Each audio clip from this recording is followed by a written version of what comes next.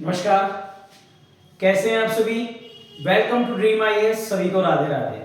चलिए शुरू करते हैं हमारी करंट अफेयर की जो सीरीज बीच में रुक गई थी अभी 2 दिन के लिए। ठीक है, उसको हमने फिर से स्टार्ट कर दिया है। हमारा 1 नवंबर से लेकर 15 नवंबर तक का करंट कवर हो गया है हमारा। ठीक है, 1 नवंबर से 15 नवंबर तक का करंट कवर हो गया है। आज जो हम वीडियो में कवर करने वाले हैं इसमें हम 16 नवंबर से लेकर 30 नवंबर तक का करंट कवर कर लेंगे और साथ ही साथ हमारा नवंबर तक का करंट कवर हो जाएगा। हमारा केवल एक ही मंथ रह जाएगा दिसंबर। ठीक है, उसकी वीडियो भी मैं आपको कल और परसों प्रोवाइड करा दूंगा। क्लियर? हाँ, इस तरीके से हम 2022 का पूरा करंट कवर कर लेंगे। तो चलिए टाइम वेस्ट ना करते हुए शुरू करते हैं हमारी आज की वीडियो, जिसमें हम 16 नवंबर से लेकर 30 नवंबर तक का करंट कवर करने वाले हैं। ठीक है, वीडियो को शुरू करने से पहले बस मैं आपसे इतना ही कहना चाहूंगा कि वीडियो को लाइक कर दें, शेयर कर दें, कमेंट करके जरूर बताएं कैसी लगी और चैनल को सब्सक्राइब कर लें। ठीक है, तो चलिए आइए हमारी जो पहली न्यूज है आज की वो देख लेते हैं। आज की हमारी पहली न्यूज है G20 देशों का G20 ग्रुप क्या नया अध्यक्ष कौन बना है। G20 ग्रुप, G20 जो संगठन है उस संगठन का नया अध्यक्ष कौन बना है। ठीक है, G20 ग्रुप का नया अध्यक्ष किसे चुना गया है, किस देश को अध्यक्ष, यहां देश की बात चल रही है। तो G20 ग्रुप जो संगठन है, G20 संगठन, उसका नया अध्यक्ष बनाया गया है भारत को। किसे बनाया गया है भाई? भारत को। ठीक है, जो इंडोनेशिया के राष्ट्रपति हैं जोको विडोडो।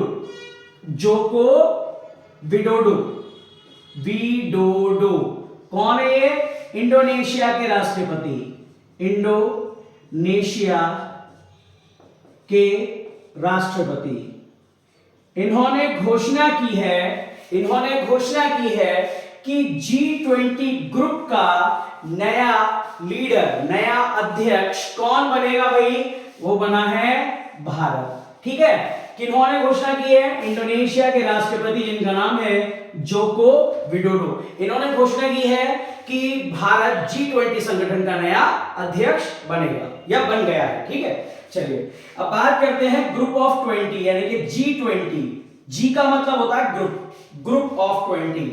इसकी बात करें तो भैया इसमें टोटल 20 सदस्य देश हैं। इसके सदस्य देश कितने हैं? 20 सदस्य देश हैं। और इस ग्रुप की जो शुरुआत हुई थी वो हुई थी 26 सितंबर 1999 को। कब हुई थी? G20 देशों का जो संगठन है वो बना था 26 सितंबर 1999 को। और इसमें कितने सदस्य हैं भाई? 20 सदस्य हैं। ठीक है, चलिए आगे बात करें। अगला क्वेश्चन है हमारा, आदिवासियों के अधिकारों की रक्षा के लिए, आदिवासियों के अधिकारों की रक्षा के लिए, इसको बर्फ कर देता हूं।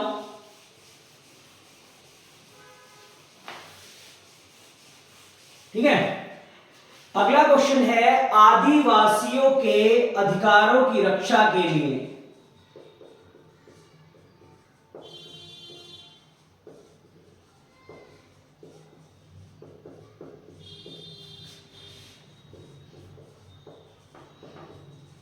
पंचायत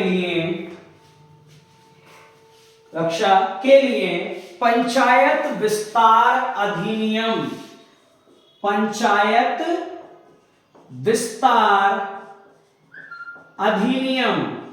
जिसको हम शॉर्ट में कहते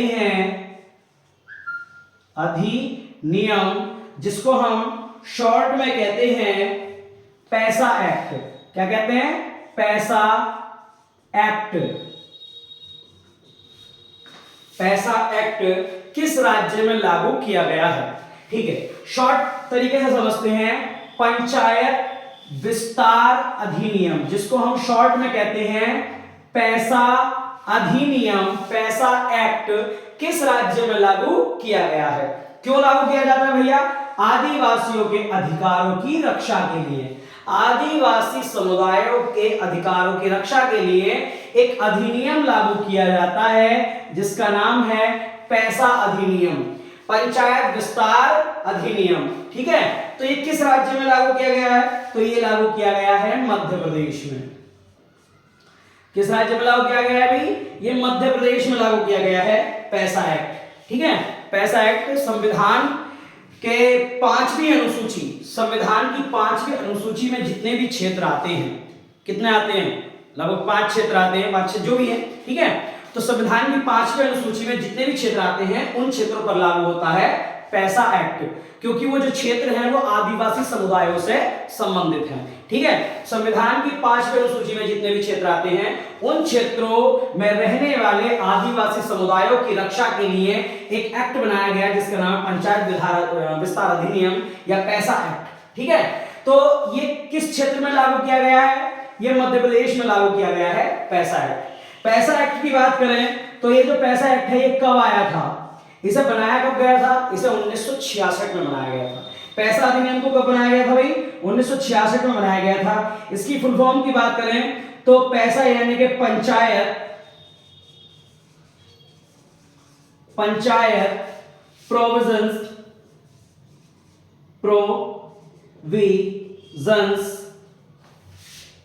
शेड्यूल एरिया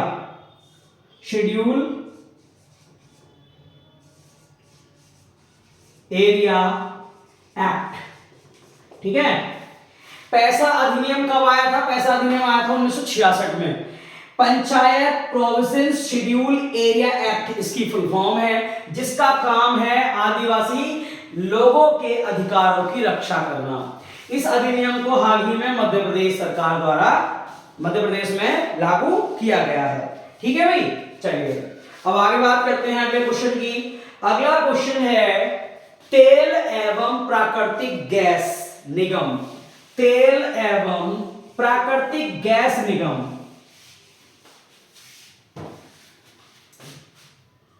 तेल एवं प्राकृतिक गैस निगम, इसको हम शॉर्ट में कहते हैं oil and natural gas corporation, यानी कि ONGC, oil and natural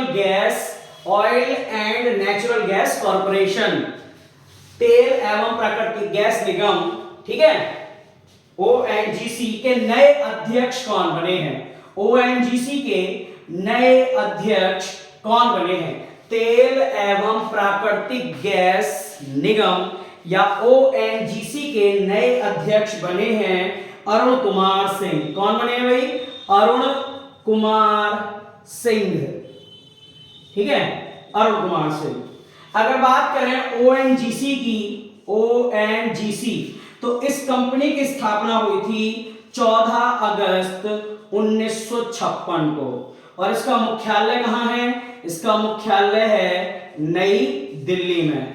ONGC जो कंपनी है, oil and natural gas corporation, तेल एवं प्राकृतिक गैस निगम, इसकी स्थापना 14 अगस्त 1956 को हुई थी। इसका मुख्यालय नई दिल्ली में है। हाल ही में कौन बने हुए इसके अध्यक्ष? अरुण कुमार सिंह बने हैं। ठीक है, अरुण कुमार सिंह। अच्छा, बात करें ONGC किस प्रकार की कंपनी है? तो ONGC एक महारत्न कंपनी है। कैसी कंपनी है भाई? एक महारत्न कंपनी है ONGC। महारत्न कंपनियों की संख्या भारत में कितनी है भाई? महारत्न कंपनियों की संख्या भारत में कितनी है? कितनी कंपनियां महारत्न हैं, कितनी नवरत्न हैं और कितनी मिनी रत्न हैं, बताइए। तो बात करते हैं पहले महारत्न कंपनियों की। महारत्न कंपनियों की संख्या है 11। कितनी है? 11। नवरत्न कंपनियों की संख्या की बात करें तो नवरत्न कंपनियों की संख्या है 14। और बात करें मिनी रत्न कंपनियों की संख्या की तो मिनी रत्न कंपनियों की संख्या है 74। ठीक है, भारत में महारत्न कंपनी की संख्या है 11, नवरत्न कंपनियों की संख्या है 14 और मिनी रत्न कंपनियों की संख्या है 74। और जो ये ONGC है ये एक महारत्न कंपनी है। ठीक है भाई, महारत्न, मिनी रत्न, नवरत्न ये कंपनियों को द्वारा दिए गए एक टैग होते हैं जो जिसके अनुसार वो जैसे जैसे व्यापार करती हैं वैसे वैसे उनका टैग चेंज होता रहता है। कोई भी कंपनी जो मिनी रत्न थी आज नवरत्न होगी और कल महारत्न भी हो सकती है। ठीक है, डिपेंड करता है उसके बिजनेस पर। चलिए, ये इकोनॉमिक्स का है, तो जब इकोनॉमिक्स मैं आपको क्लासेस में पढ़ाऊंगा तो और डिटेल से इसके बारे में चर्चा करेंगे कि मिनी रत्न, नवरत्न और महारत्न कंपनियां कौन सी होती हैं। ठीक है भाई, चलिए अगला क्वेश्चन है, दुनिया के सबसे लोकप्रिय नेताओं की सूची में, दुनिया के सबसे लोकप्रिय नेताओं की सूची में,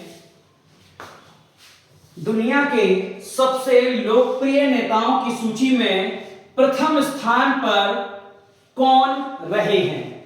दुनिया के सबसे लोकप्रिय नेताओं की सूची में पहले स्थान पर 2022 में पहले स्थान पर कौन से नेता रहे हैं? तो दुनिया के लोकप्रिय नेताओं की सूची में जो सबसे ज्यादा रेटिंग 77% रेटिंग, 100 में से 77% जो रेटिंग मिली है वो किसे मिली है? वो मिली है भारत के प्रधानमंत्री नरेंद्र मोदी को। भारत के प्रधानमंत्री नरेंद्र मोदी 100 में से 77% की वोटिंग के साथ 100 में से 77% की वोटिंग के साथ विश्व के सबसे लोकप्रिय नेता बन गए हैं। 2022 के अनुसार 2022 में विश्व के सबसे लोकप्रिय नेता बन गए हैं। अच्छा, इस रिपोर्ट को जारी कौन करता है? ये जो रिपोर्ट जारी हुई है कि भाई दुनिया का सबसे लोकप्रिय नेता कौन है, तो इस रिपोर्ट को जारी कौन करता है? तो इस रिपोर्ट को अमेरिका की एक संस्था है, अमेरिका की एक संस्था है जिसका नाम है मॉर्निंग कंसल्ट। क्या नाम है भाई? Morning consult. अमेरिका की एक कंपनी है, एक संस्था है जिसका नाम है मॉर्निंग कंसल्ट। इसने 2022 में एक रिपोर्ट जारी की है कि दुनिया का सबसे लोकप्रिय नेता कौन है? नरेंद्र मोदी। ठीक है, कितने प्रतिशत के साथ? 77% के साथ। चलिए, हाँ, दूसरे स्थान पर कौन है भाई? तो दूसरे स्थान पर ऑस्ट्रेलिया के एक नेता हैं जिनका नाम है एंथनी अल्बनीज ऑस्ट्रेलिया के एक नेता हैं, ठीक है, जो इस सूची में दूसरे स्थान पर है। पहले स्थान पर कौन है? नरेंद्र मोदी। चलिए आगे बात करते हैं अगले क्वेश्चन की। अगला क्वेश्चन है हमारा, अगला क्वेश्चन है, यूरोपीय अंतरिक्ष एजेंसी ने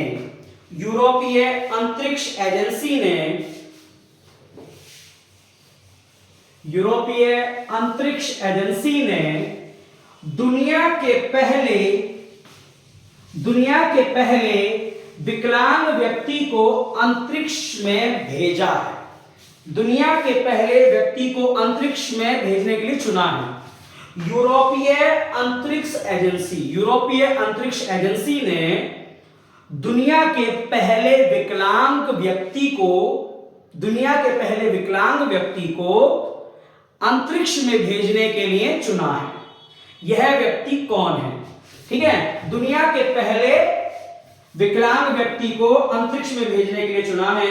यह व्यक्ति कौन है भाई? इनका नाम है जॉन मैकफॉल। क्या नाम है? जॉन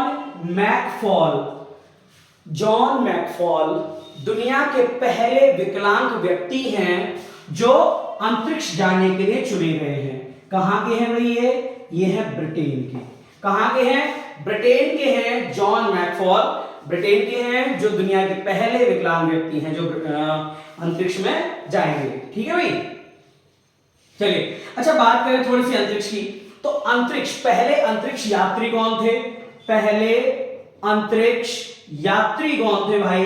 तो पहले अंतरिक्ष यात्री थे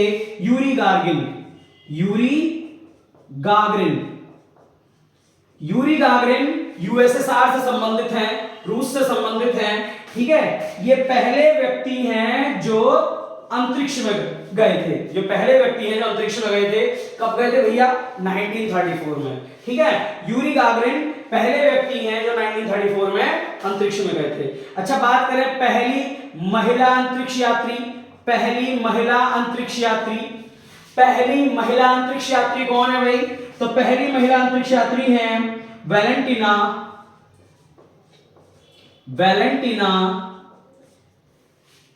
टेराकोस्वा।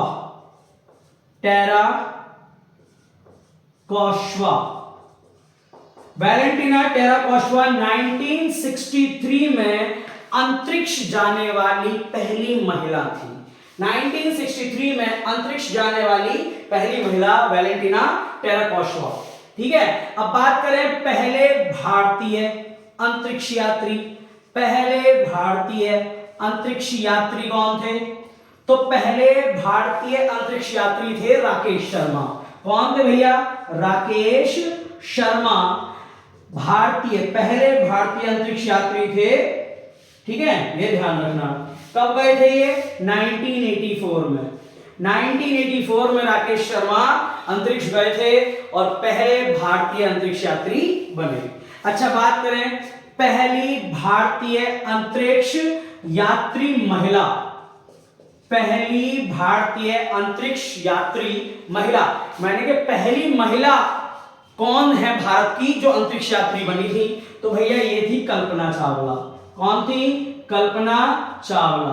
ठीक है, ये कब गई थी? ये गई थी 1997 में। 1997 में कल्पना चावला अंतरिक्ष गई थी और अंतरिक्ष जाने वाली ये पहली भारतीय महिला थी। क्लियर? पहले अंतरिक्ष यात्री ये हैं, पहली महिला यात्री ये हैं, पहली भारतीय अंतरिक्ष यात्री ये हैं और पहले भारतीय अंतरिक्ष यात्री महिला ये है। ठीक है, चलिए। अच्छा, बात करें अंतरिक्ष जाने वाला पहला पशु कौन सा था? अंतरिक्ष जाने वाला पहला पशु अंतरिक्ष यात्री। पहला पशु अंतरिक्ष यात्री कौन था भाई? तो ये एक डॉग थी जिसका नाम है लाइका। कौन थी ये? डॉग थी जिसका नाम है लाइका। लाइका डॉग। ठीक है, ये पहली पशु अंतरिक्ष यात्री थी जिसने अंतरिक्ष में यात्रा की थी। क्लियर? चलिए आगे बात करें। अगला क्वेश्चन है संयुक्त राष्ट्र के सर्वोच्च सम्मान। अगला क्वेश्चन है आपका संयुक्त राष्ट्र के सर्वोच्च पर्यावरण पुरस्कार। संयुक्त राष्ट्र के सर्वोच्च पर्यावरण पुरस्कार।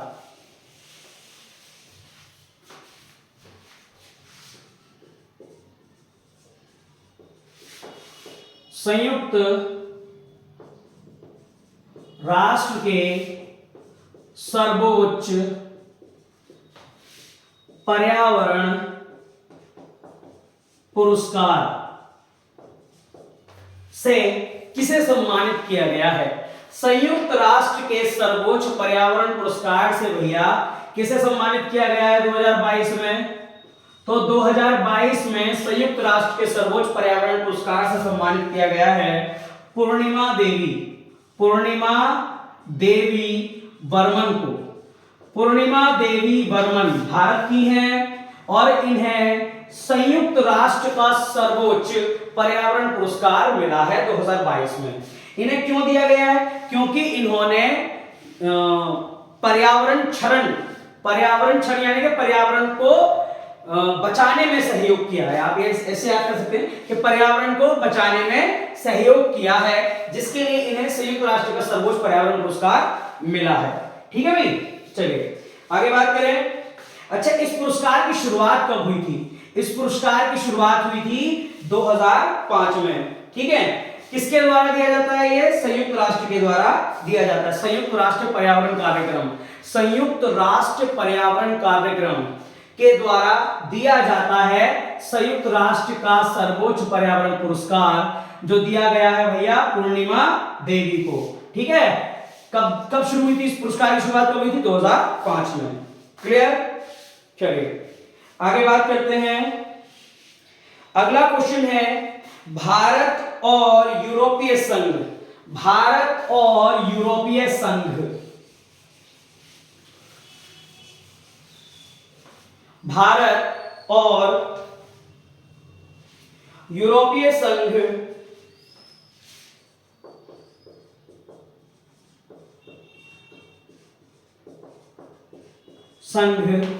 विदेश नीति। भारत और यूरोपीय संघ विदेश नीति सुरक्षा परामर्श बैठक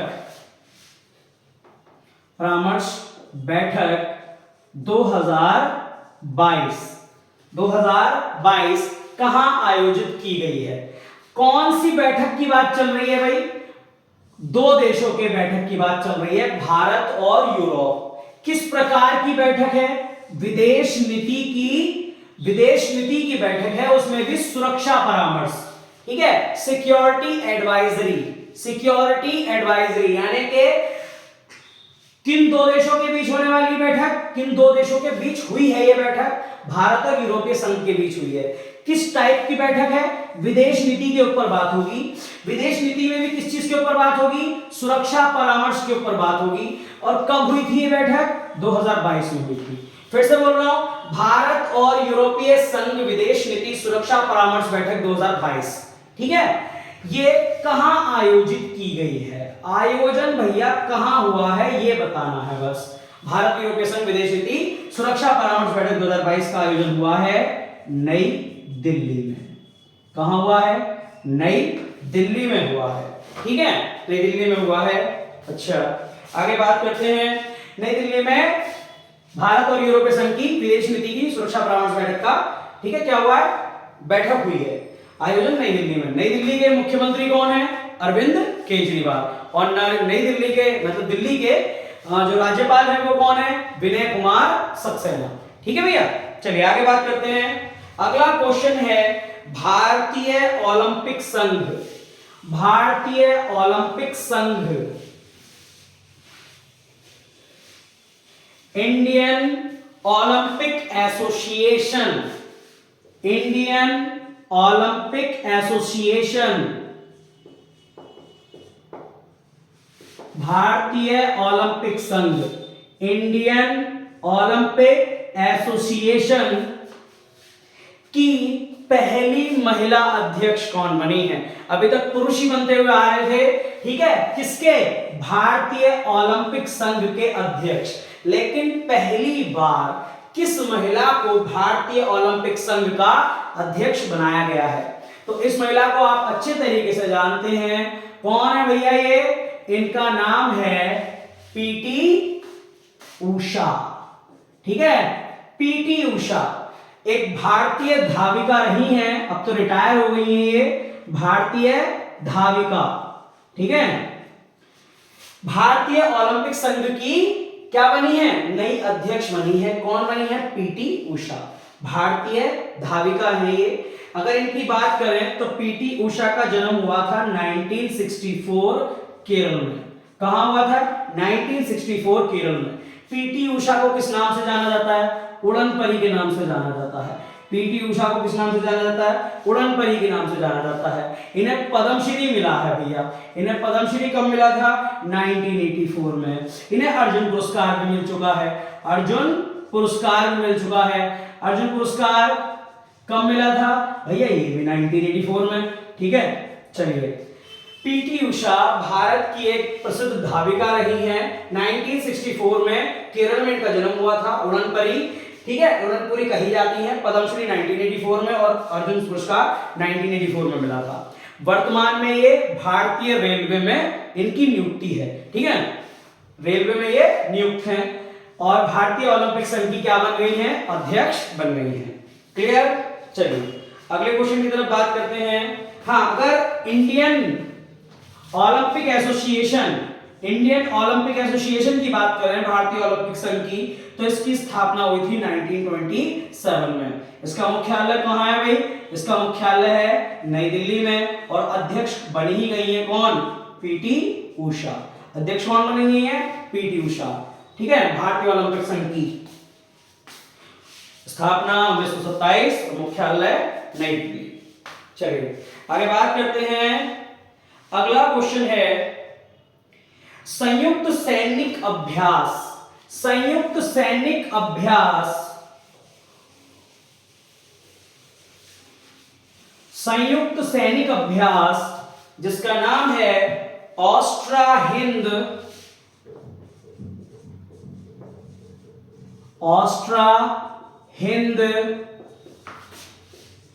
22, ठीक है। संयुक्त सैनिक अभ्यास, संयुक्त सैनिक अभ्यास का मतलब जब दो देशों की सेनाएं आपस में लड़ने की प्रैक्टिस करती हैं, ठीक है, उसे क्या कहेंगे, संयुक्त सैनिक अभ्यास। तो कौन से देशों के बीच ऑस्ट्रा हिंद 22 नामक संयुक्त सैनिक अभ्यास हुआ है? कौन से दो देशों के बीच ऑस्ट्रा हिंद 22 नामक संयुक्त सैनिक अभ्यास, मिलिट्री एक्सरसाइज हुई है? तो भैया ये कौन से देश हैं? एक तो है भारत और एक है ऑस्ट्रेलिया। एक है भारत और एक है ऑस्ट्रेलिया। भारत और ऑस्ट्रेलिया की सेनाओं के बीच में एक संयुक्त सैनिक अभ्यास हुआ है, एक मिलिट्री एक्सरसाइज हुई है जिसका नाम है ऑस्ट्रा हिंद 22। ठीक है, ये संयुक्त सैनिक अभ्यास इसलिए हुआ है ताकि एक दूसरे को पारस्परिक सहयोग प्रदान कर सके। ठीक है, एक दूसरे को पारस्परिक सहयोग प्रदान कर सके और एक दूसरे के प्रति तत्पर रहे। क्लियर? चलिए आगे बात करते हैं। अच्छा, ये हुआ कहां है? इसका आयोजन हुआ है राजस्थान में। ठीक है, ये ऑस्ट्रा हिंद 2022 का जो संयुक्त सैनिक अभ्यास हुआ, ये हुआ कहां है? राजस्थान में। ठीक है, तो सीधी सी बात है भैया, कौन सी आर्मी होगी?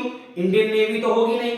ठीक है, राजस्थान में हो रहा है तो, और साथ ही साथ वायुसेना का भी कोई मतलब नहीं है।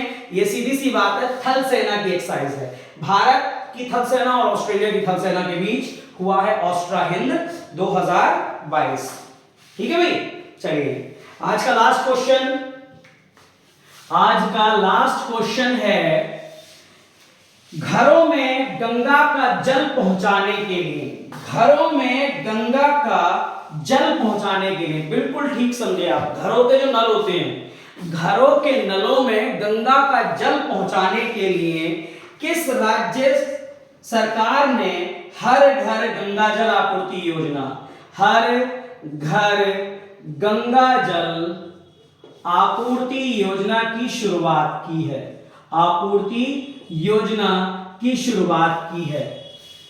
हर घर के नलों में गंगा का जल पहुंचाने के लिए किस राज्य सरकार ने अपने राज्य में, ठीक है, अपने राज्य में हर घर गंगा जल आपूर्ति योजना की शुरुआत की है? तो भैया ये शुरुआत की है बिहार सरकार ने। बिहार सरकार ने अपने राज्य के घरों में, घर के जो नल हैं वहां पर गंगा जल पहुंचाने की सुविधा के लिए हर घर गंगा जल आपूर्ति योजना की शुरुआत की है बिहार सरकार ने। बिहार के मुख्यमंत्री कौन हैं? बिहार के मुख्यमंत्री हैं नीतीश कुमार और बिहार के राज्यपाल कौन हैं? फागू चौहान। ठीक है, फिर से समझ लीजिए, हर घर गंगा जल आपूर्ति योजना शुरू की है बिहार सरकार ने, जिसका उद्देश्य है बिहार के हर घर में गंगा का जल पहुंचाना, गंगा के जल को पहुंचाना। ठीक है, तो इस योजना की शुरुआत की है बिहार सरकार ने। बिहार के मुख्यमंत्री नीतीश कुमार और बिहार के राज्यपाल हैं कौन? फागू चौहान। ठीक है, देखिए भाई न्यूज कम थी, 16 नवंबर से 30 नवंबर तक न्यूज कम ही थी, तो मैं क्या करता, वैसे तो बहुत सारी है लेकिन मुझे जो इंपॉर्टेंट लगी केवल मैंने आपको वही कराई है। लास्टली जो वीडियो मैंने आपको कराई थी 1 नवंबर से 15 नवंबर तक की कराई थी। ठीक है, वो भी आप देख लेना अगर किसी ने नहीं देखी हो तो। बाकी 16 नवंबर से 30 नवंबर तक ये वीडियो मैंने आपको प्रोवाइड करा दी है। लास्ट में आपका दिसंबर का मंथ रहा है, 1 दिसंबर से 15 दिसंबर तक की वीडियो आपको कल मिल जाएगी और 16 दिसंबर से 31 दिसंबर तक की वीडियो आपको परसों मिल जाएगी। इस तरीके से हम 2022 का करंट कवर कर लेंगे। ठीक है, तो आज के लिए बस इतना ही। लास्ट में मैं इतना ही कहना चाहूंगा कि वीडियो को लाइक करें, शेयर करें, चैनल को सब्सक्राइब कर लें और कमेंट करके जरूर बताएं। Thank you for watching. जय हिंद, राधे राधे।